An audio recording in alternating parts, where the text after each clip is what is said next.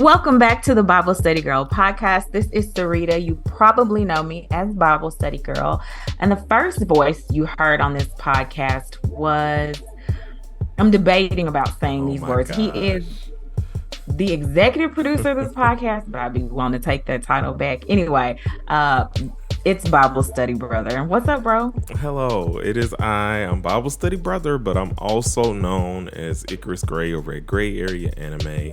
And this is the most wonderful podcast of your day. My album, Gray Matter, is out now on all of your DSPs. And you can go listen to it wherever you listen to music about to sneeze. About to sneeze. I'm going to save him. Woo. Oh, God bless. Lord, sorry, y'all. Excuse me. Man. I want you to clip that out and put it in, please. Huh? Clip that out and put it in. That was funny. Oh my God. It's still it's gonna be in because it was messed up my intro. I'm so mad.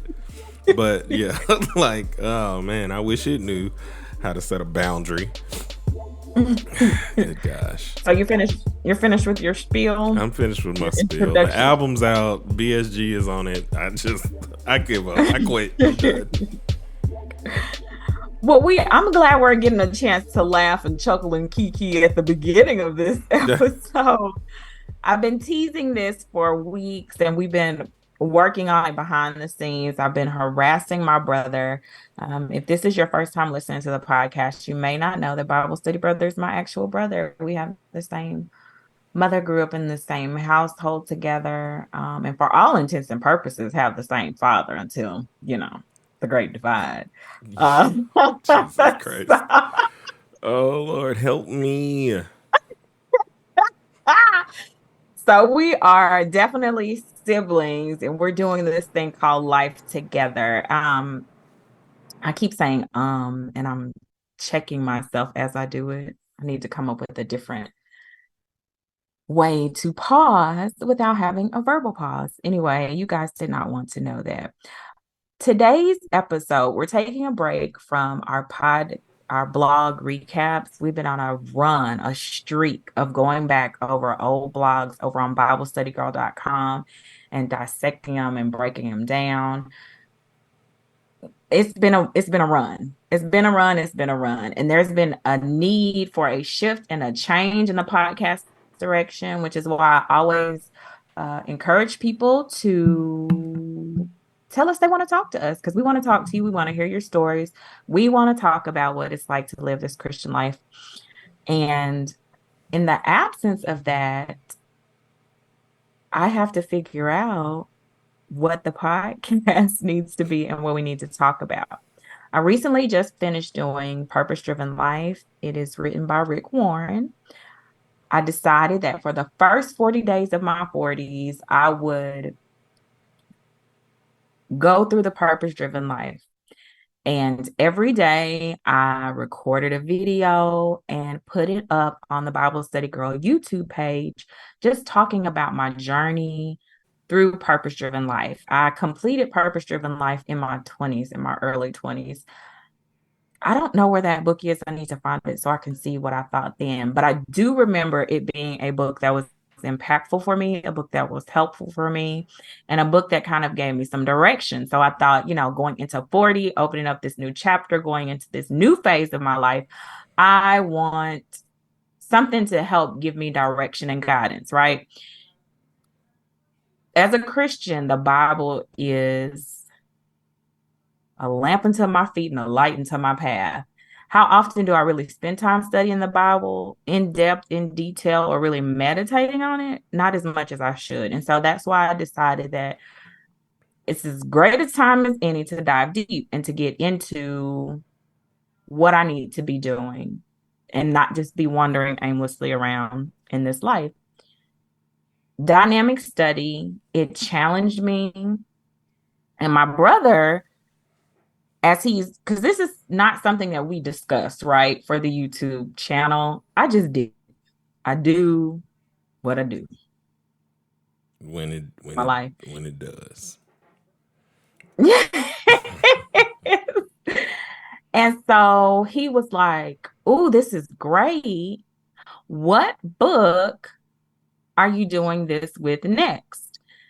So I had a whole long spiel for him about how he didn't understand like the time commitment that was, because I'm having to study for myself and then I'm really having to think and digest and decide what I want to share with the world, right? This is a very public platform and I am as transparent as I can be, but testimony don't mean tell all. You're not going to know all my business, but I do want to be helpful. And so I was very clear with him about the fact that that was a very taxing process on me. I am not uh the camera. I don't wake up in the morning with the crave and the urge to be on camera. So it was peeling back a whole lot of layers for me. So honestly, I rejected my brother and what he had to say. Okay. But Which is typical the behavior. study was, Continue, yes, but the that is study was me. helpful. Typical behavior. So that is me, hands down. But the study was impactful for me, and I received a lot of feedback behind the scenes about how impactful it was for them and how helpful it was for them. So if I see that what I'm doing is helpful, and then a series of events unfolded that, and we actually, Bible study brother and I believe we both received confirmation yesterday that this is exactly where we need to be and exactly what we need to be doing, although it had already been decided. Like, I was like, I think the Lord wants us to do this. Like, I'm getting that push, that pull for us to do this. And so that is how you arrive at the subject of today's podcast. So the next book that I'm journeying through is called Boundaries. And this book was written by Dr. Henry Cloud and Dr. John Townsend. The book was recommended to us by our therapist. Our family started doing therapy as a collective. And when I say family, I mean myself, my brother, and our mother. We started doing therapy. Almost 11 years ago. Yeah, it was a long time ago. We were having family breakdowns, really poor relationships within our trio. And my mom suggested therapy. And just like in the story I just told you, my initial reaction is, I'm not doing that. That is typically how I tend to live. Like, I That's have to for really, crazy people. right. I have to digest things and think about it. My first reaction is always going to be like, like protection, like, not doing it. And so after I meditated on a while, I'm going to be honest with you. I'm going to tell you why I agreed to go to therapy. Do you want me to tell you? I don't know if I've ever said this out loud. Why? This is why I agreed to go to therapy, because I was like, you I, know what? I know immediately. You ain't even got to say nothing. I know the petty in you. It's going to show them that I'm right. No, it wasn't about that. Oh. It was everybody in my family is crazy and they need help and they weren't gonna get it. So we all go over it. Oh. So that is the reason I said yes. That is the reason we as a trio went to therapy. And we've told this story before, but if you've never listened to a podcast that in one of our podcasts, then you don't know this about us. But our therapist, our family therapist, who has since transitioned to being my individual therapist, he was saying, like, wow, this, he's never seen anything like it. And not in like way, like, oh, well, all right, guys. Like, we have lots of things that we need to unpack, lots of tools you guys need to really implement. And he recommended the book Boundaries to us by Dr. Henry Cloud and Dr. John Townsend. I'm going to share that the first time I read through the book, I read half of the book and I stopped. It wasn't hard to read and understand. It was hard to read and see myself and recognize the areas that I really needed to change, right? Because it went from me pointing my finger at my family and everybody else and what's wrong with them to really showing me the areas that I needed to work on. And that was very eye-opening for me and not fun read. So Mm. I set it down and I didn't pick it up again for a long while. And when I picked it up again, I finished it. And I was in a place where I was ready to do some real work. Now, I told you the therapist recommended my entire family read the book.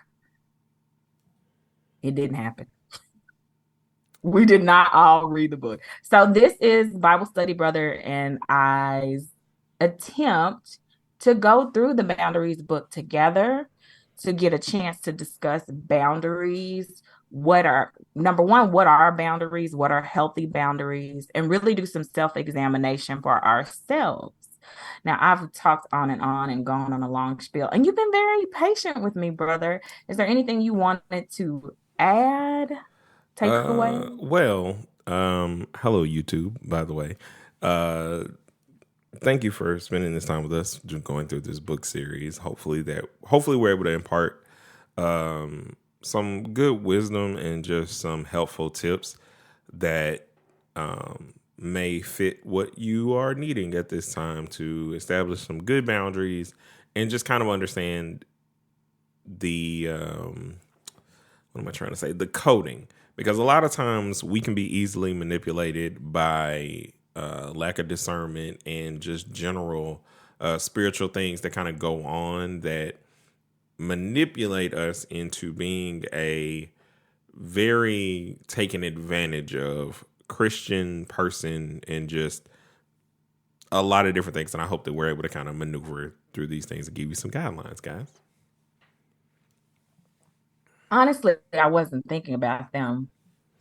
What about you personally? How do you We were feel? going to get to those You know, I've questions. There are questions that are in the I mean workbook. there are questions Gosh. there are definitely questions I'm gonna ask you, but how did you feel initially when I said we need to read through boundaries together? I was good on it. I mean, if this was the 24-year-old me that didn't know, like, had gone to therapy before, wasn't like against therapy, but I was really against, I think, certain parts of self-reflection.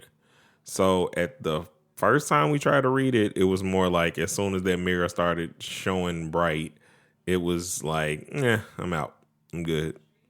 Like I don't need this. But now, because you are still one of those people that I get my example from, you do a lot of stuff in terms of the more grown, mature version of yourself that I just pick up on.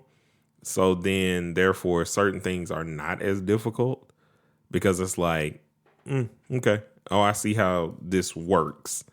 And coming off of our, biggest fight and everything and all those stuff that we talked about before, I've just had more of an appreciation for the growth I need to have in myself. So I was more like, yeah, we can do it. I wanted to finish it and kind of go through it anyway.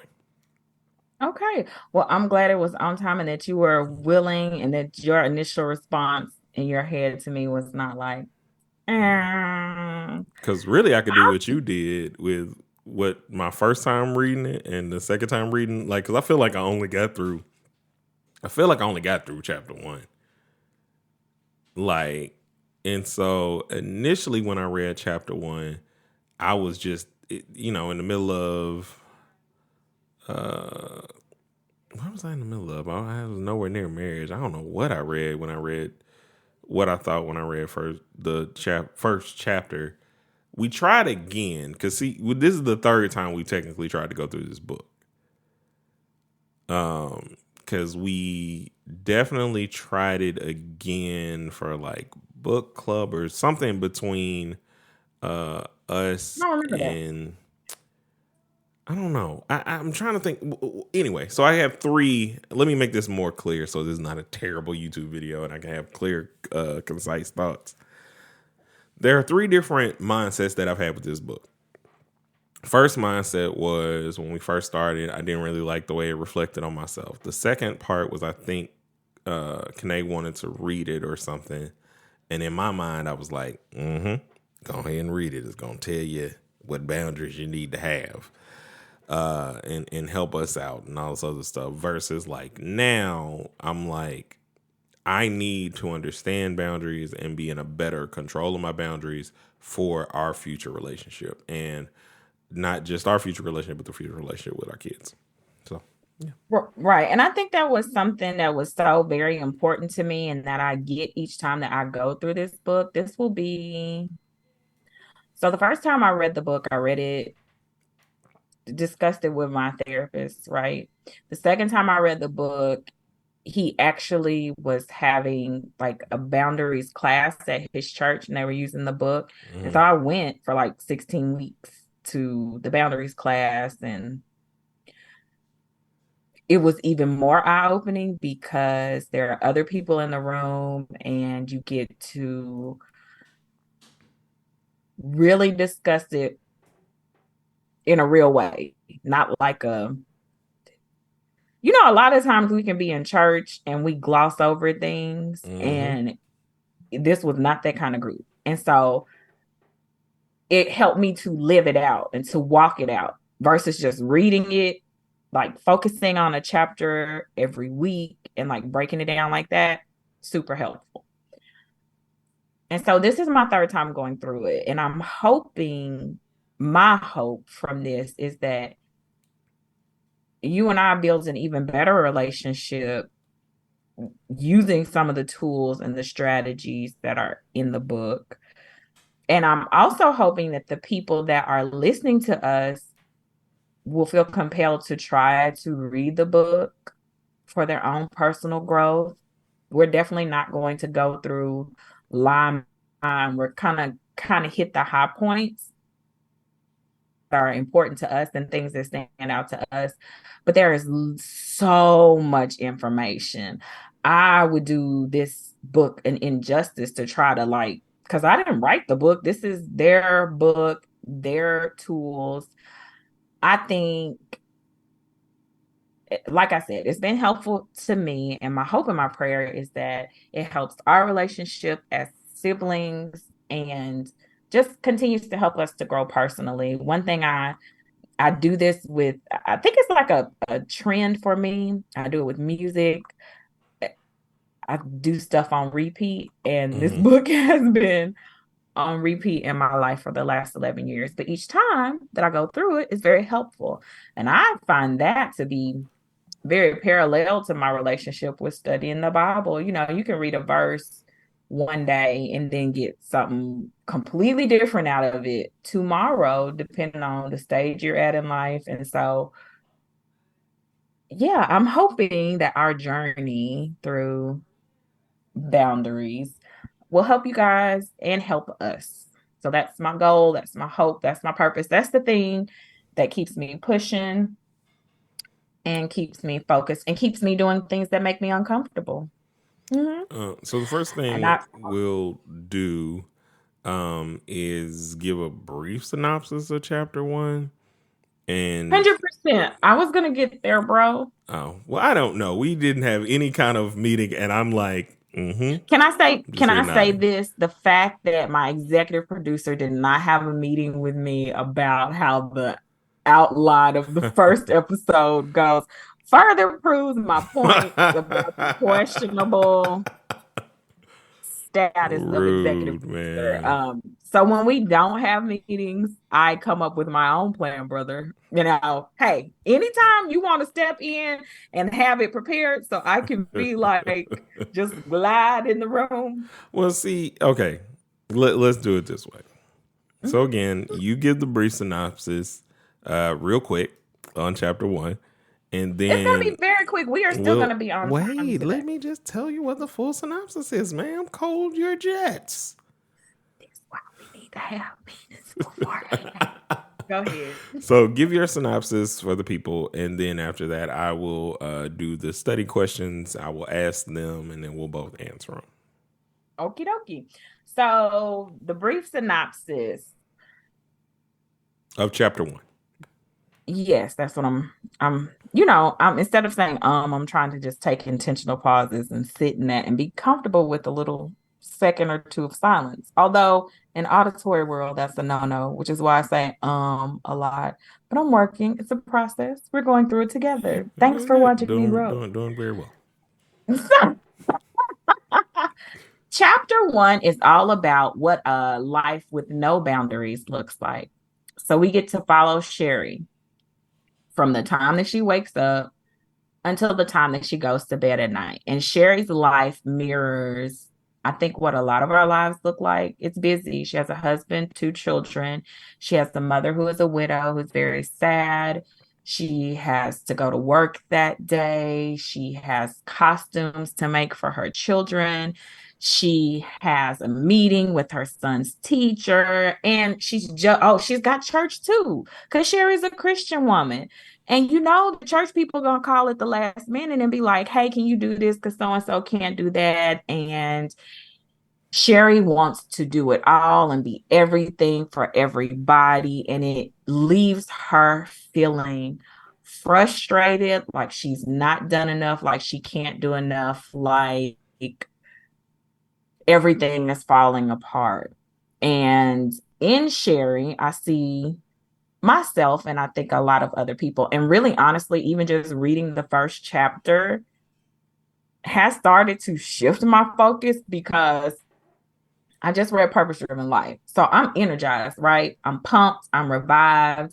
I need to be intentional and I need to be on purpose. Mm-hmm. And I have already started to build a life that is very much similar to what Sherry is going through. This week alone has been a very Sherry kind of week, and it shouldn't be, and it doesn't have to be. And so I really am in the process of establishing what's healthy, what's my responsibility, and moving forward in that. And so that's my synopsis of chapter one. Okay. Any add on?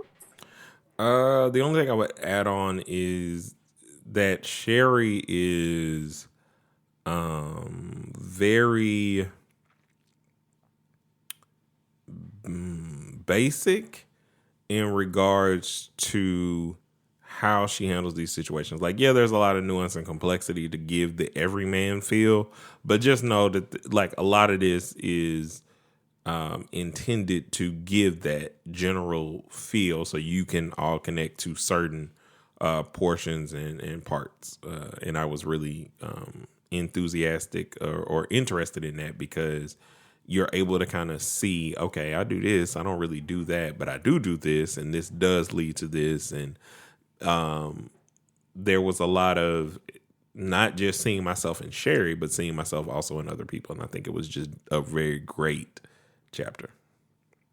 Great way to put it. Because, right, I did identify with Sherry, but I see myself, like you said, in a lot of different people because we play different roles at different times Yeah.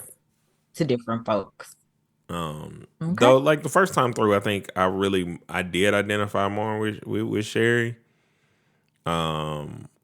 Second time through, I probably identify, especially during the time frame, or not second time through, but second time like thinking about the book. I was Walt with Sherry's husband for a while, but I know what a lot of that was based off of. Whereas now, it's not so much I see all of the things. I'm kind of just seeing like, okay, I need to be more, like you said, intentional about where and when. And there are some things that I want to do. So with that, there were some workbook questions that I got sent over that I want to go through to see what our answers were. So that way we can, like I said, share this experience with you guys, but also show you our growth and the fact that like where we are now to see where we are at the end of this.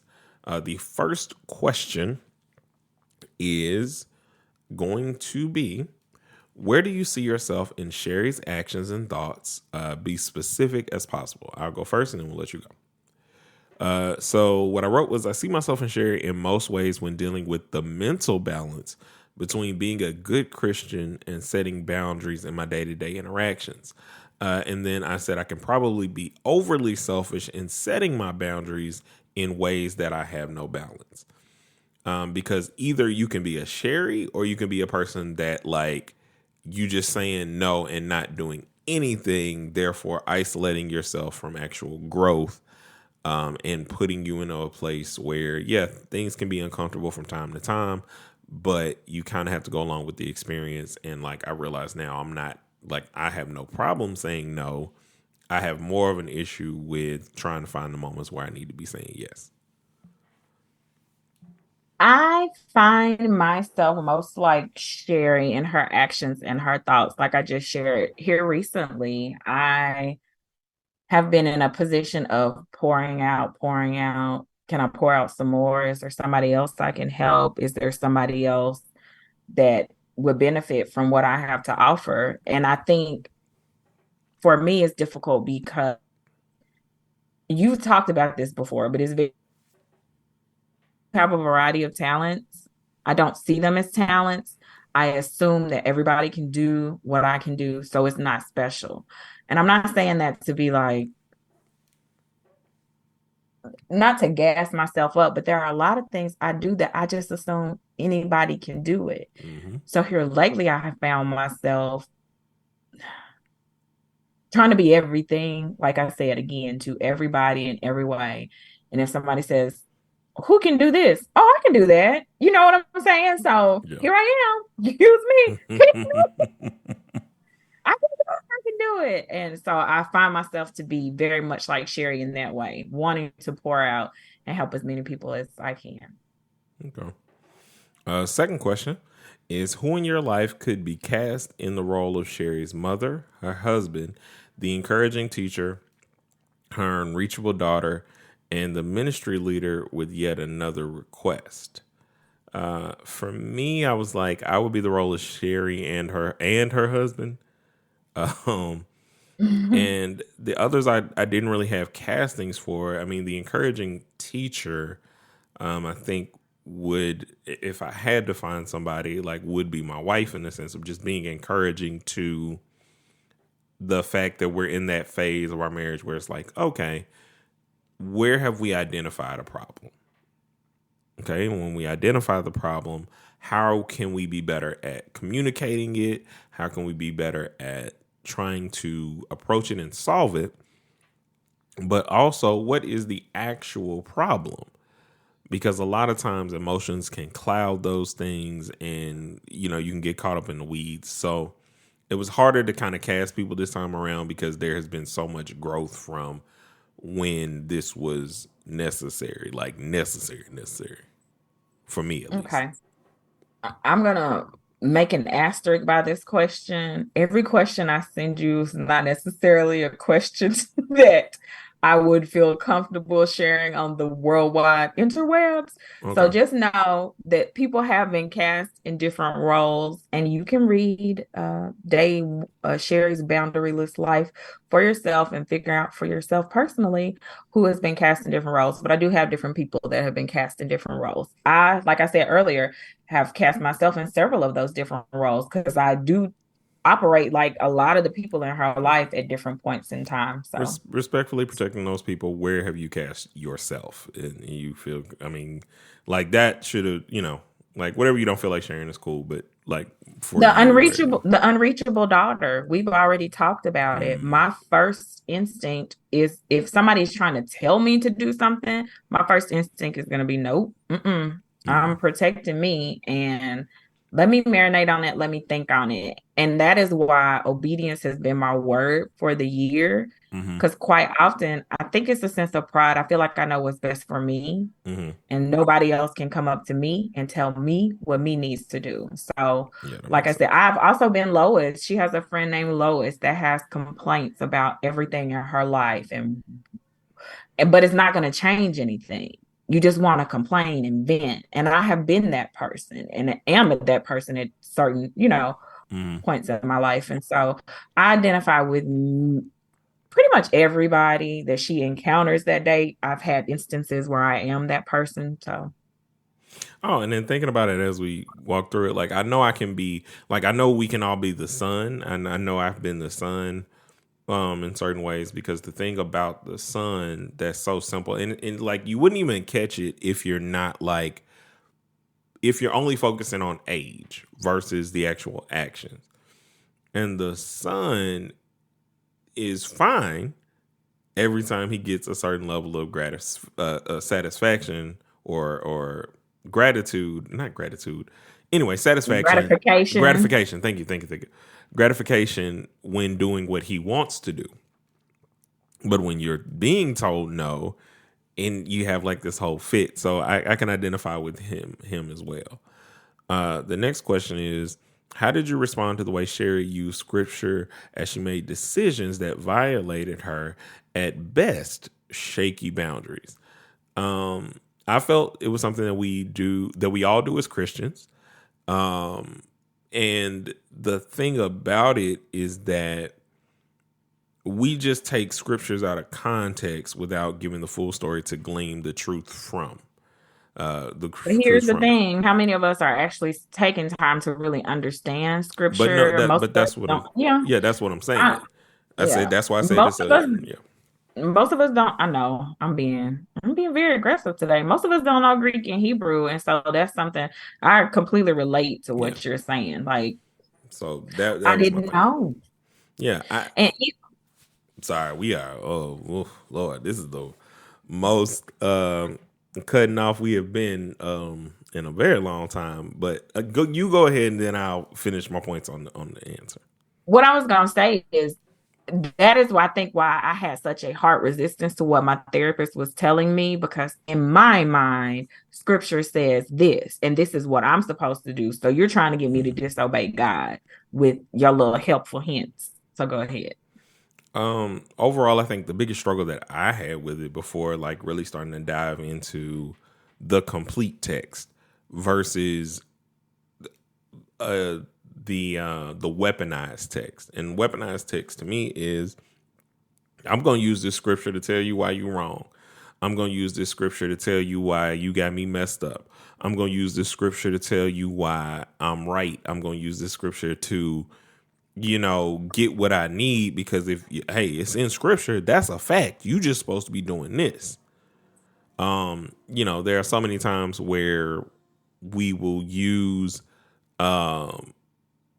basically all of Corinthians in different spurts, but it's like you also have to understand what the church in Corinth was what was going on and how things are going on. Like, a lot of people, I think, don't even contextually think about the fact that these were the first churches, and that in the first churches there were no denominations, there were so many different nationalities and ethnicities and everything else, but you don't know that if you're not actually researching. And I think that's what it made me feel, is Sherry is trapped by a misunderstanding without getting the full context. And how many of us are trapped by misunderstandings? Me, bro. Me. And so I definitely don't want anybody to feel like I'm bashing Sherry or them personally. Yeah. Like we all I when you know better, you do better. And a lot of times we just don't know, and we don't have the energy or the time to really dig deeper. Like, let's be real, when your day is looking like her day looks, or like my days have looked, especially this past couple of weeks, where Mm-hmm. is the time? If I'm already exhausted because I'm already doing so many of the things, Yeah. when do I have time for that in-depth study? And quite often, just to be honest, like, in church, a lot of sermons are, I'm just picking a scripture and I'm fitting it to whatever I want to talk about. You're not really getting a whole lot of in context teaching. Now, it does happen. I'm not saying it's impossible. It does happen. But I definitely think that's missing. Yeah. I also think I'm off my that soapbox. people, what time do you have in the middle of a conversation with somebody? Like, to actually try and see, because at that point it's such an immediate response. If somebody is using a scripture against you, if somebody is telling you faith is blind without works, Faith and without works is dead. faith without works is dead, excuse me. Look at me. See, but even in that, like, so me But stumbling over that, but that's a thing I've heard. And so that's not even in the context. But the purpose of it is, if you think about it in regards to somebody saying that, then you get up and you just start working with no sense of purpose. And so, that's one of the things that can happen. But what were you about to say? I was gonna say this. I dated a guy once, and when I say he passionately at that dinner table was talking to me about some scripture, and I passionately knew he was all the way left and talking about the wrong people. Like, I don't, you know what I'm saying? I'm Yeah. like, I give grace always, but I'm like, I think that was so and so, like, and when I say he was adamant, I mean like 10 toes down and angry. And if I didn't know the truth for myself, I would have taken his word and been spreading that to other people. He later came to me and was like, you were right. Why didn't you dig? Like, why weren't you like, listen, baby, I don't have to argue the truth. I gave it to you plainly. What is there to argue about? It's there. So you Yeah. have to know it for yourself. But that comes with you have to be intentional about that. It's not something that just comes by happenstance. So Okay. I don't know that we're going to get through all of the questions, but I do have one question that I for sure want us to answer. Which number? Um, um, Because yeah, we'll do one more. Because I think the rest of the questions, just to give you kind of an outline of what's going on. Because it's not that we don't want to like go through this, but like I also want to give you guys a good experience of like, please go read the book. And there are 9 questions, but some of them kind of circle back around to different things and are just asking you to think a little bit deeper. But what's the question that you want to do? so the question I want to know and talk about is number 6. Okay. Which is, why are you confused about boundaries, about when and how to draw them for yourself, or even whether drawing boundaries is okay? So what I concluded was, I can get confused when it comes to boundaries because it can be a burden to discern the delicate balance between caring and being taken advantage of. I can also get caught up in being selfish to my own wishes and not moving because of them. So, you know, the balance of like serving but not letting somebody run your well dry.